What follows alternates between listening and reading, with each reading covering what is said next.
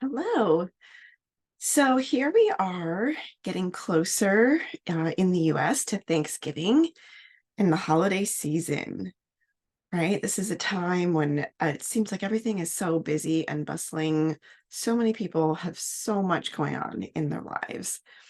And so I wanted to take this moment, if you're watching this in this holiday season or at a different point in time, to ask you to check in with yourself about your stress levels.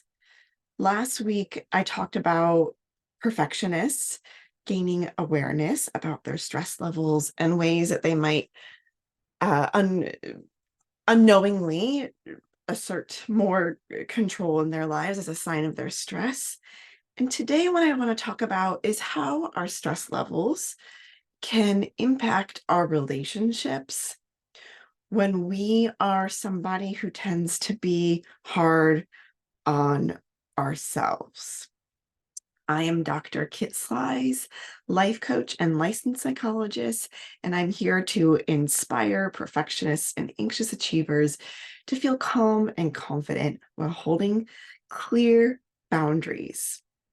And so, if you are somebody who identifies as a perfectionist, or if you're just human and you have that tendency from time to time to be hard on yourself, to use not the kindest language with yourself when you make a mistake or mess up or don't do something perfectly in your mind's eye, right? Do you tend to beat yourself up, to feel shame, and yeah, to use that self-criticism uh, unknowingly as a way to motivate yourself, or just a habit that you've learned? Maybe you've learned it from your parents. Maybe your parents were like that. Maybe they spoke to you that way. And that is the inner voice that you use with yourself. And you know deep down that it's not the most helpful. And it doesn't feel good when we talk to ourselves that way, right? Well, as this holiday season approaches us, and so many of us are spending more time with friends or family, and we are in close quarters with relationships. Maybe those relationships feel supportive and wonderful. Maybe those relationships are activating. But regardless, when we are under stress, it is not always the easiest to show up as our best self. And so the reason I'm talking about this today is so that hopefully you can ask yourself and just bring some awareness for yourself about how you are showing up in your relationships. We don't have control over how other people show up, but we can be aware of how we show up and make different decisions about that if we're not showing up as our best self, and be kind to ourselves if we feel like we're not showing up as our best selves. And this notion of being our own inner critic, that gets talked about a lot, like our inner critic, and let's be kind to ourselves and everything. But I want to talk about how that manifests in a relationship as well when we're stressed out. And I think this especially applies to those perfectionists and anxious achievers out there. So I want to ask you to pay attention to people, particularly people that you are close with.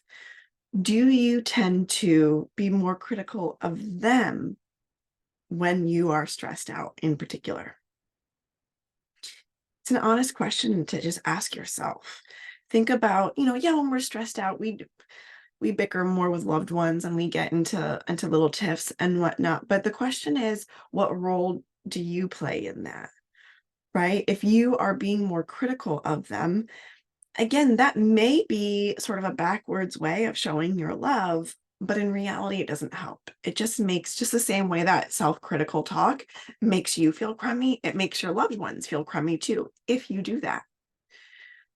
So this video and this talk today is just an invitation to become aware of that and to think about what is the solution to that, because it's hard to just say, okay, well, I'm gonna just not be critical of my loved ones. If that is what you're used to, that's a hard thing to change.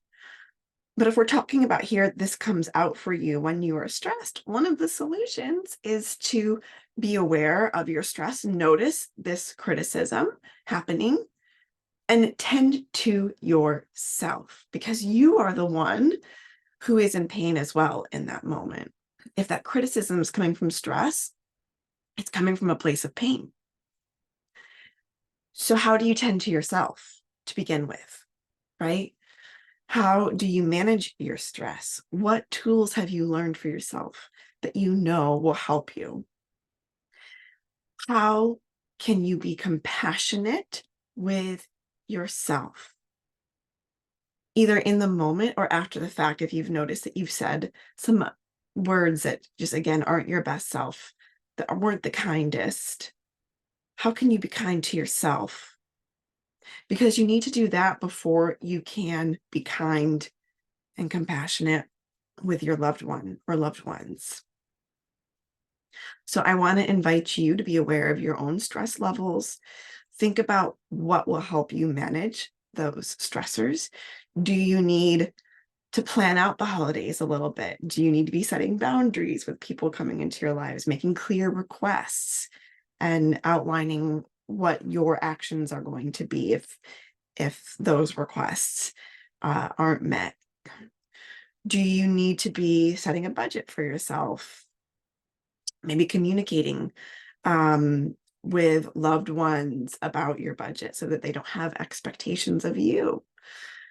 Do you need to be saying no to maybe all the events that are going to be coming your way or work demands that are coming up? Maybe the holiday season for you is busier or something like that, right? Do you need to be setting boundaries there?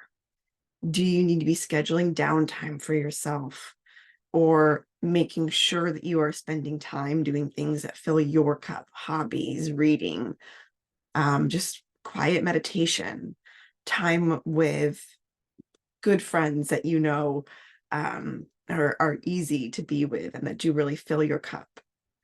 What do you need to be doing this holiday season if this is a time for you where you normally get stressed or it's hard for whatever reason? Let's plan ahead for that.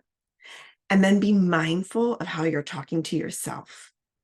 Use kind language with yourself so that you can then mirror that and use kind language with those that you love. So, this is just a gentle reminder to bring some self awareness. Do not judge yourself if you are noticing that your inner critic spills over into your loved ones. Please don't judge yourself for that. Tend to yourself and go back, round back and repair conversations if you need to. Apologize. Hey, I was having a tough moment. I wasn't my best self in that moment. What I really meant to say was this. It came out wrong, right? That's okay to do that.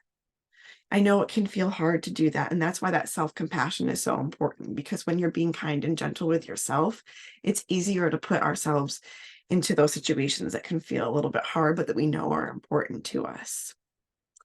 So, on this note, I hope you can think about if you're doing Thanksgiving here soon, um, thinking about how to set yourself up for success for that. Be kind to yourself, be kind to your loved ones, and help yourself, support yourself with what do you need to manage your stress. And if you have that capacity to also be extending that reminder or an invitation to help others think about how to manage stressors in their lives right now, please do that as well if it's within your capacity. And on that note, I hope that you are able to have a lovely Thanksgiving and feel relaxed and calm and confident and hold clear boundaries this holiday season. Bye now.